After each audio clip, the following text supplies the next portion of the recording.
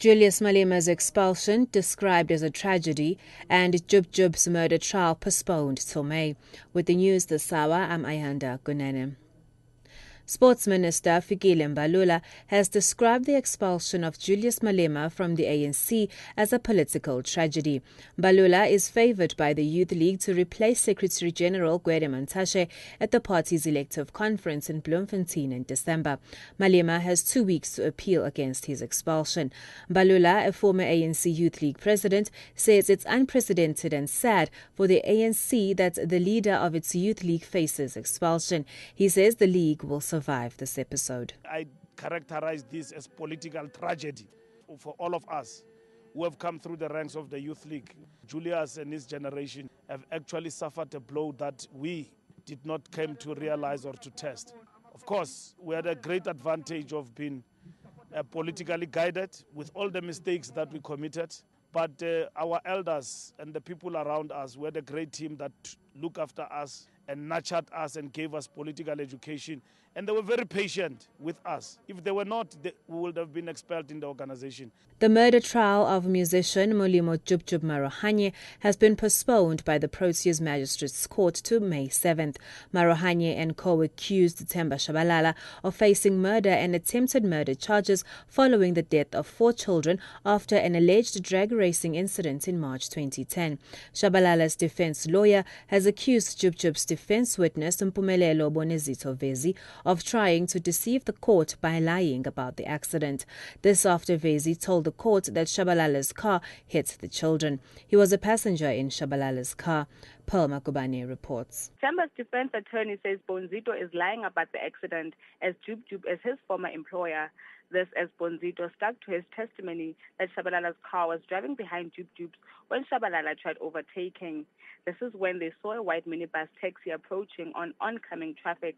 He says Shabalala then hit Jub's car, spinning out of control, then hitting the kids. This is when they hit the curb, flipping over and rolling, hitting more kids. The trial will continue in May. Environmental group Treasure the Karoo Action Group says a report commissioned by All Giant Shell, which encourages the government to frack for gas in the Karoo, is one-sided.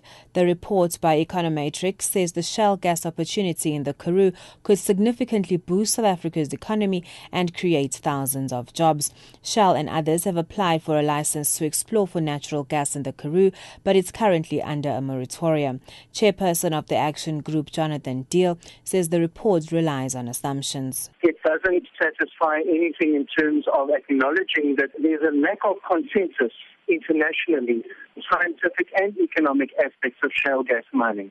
In America at the moment, these aspects are being debated by scientists and economists, and they do not agree. And for someone to take just the industry view and say this is what is actual fact is misleading the South African public. Zimbabwean leaders have given the committee drafting a new constitution a 2-week ultimatum to complete the draft charter. The Herald newspaper says President Robert Mugabe and Prime Minister Morgan Tsvangirai are perturbed by the slow pace of the constitution drafting process. The statement came days after the decision-making committee of Mugabe's ZANU-PF party deplored what it said were deliberate delays in the constitution-making process. Mugabe has expressed similar sentiments and vowed to push for elections this year with or without a new constitution. Tsvangirai says new polls can only be held after reforms agreed to under the pact, which gave birth to a power-sharing government, have been implemented. The DA has asked government to support international calls for Syrian President Bashar al-Assad to be charged for crimes against humanity. The party says it will write to the International Relations Department urging Minister Maite Mashabane to advocate for al-Assad to appear before the International Criminal Court. According to reports, al-Assad is using tanks and artillery in cities where protesters are calling for an end to his rule. 10 people have died in the latest clash in Homs. The UN has estimated that more than 5,400 people have been killed in the conflict to date.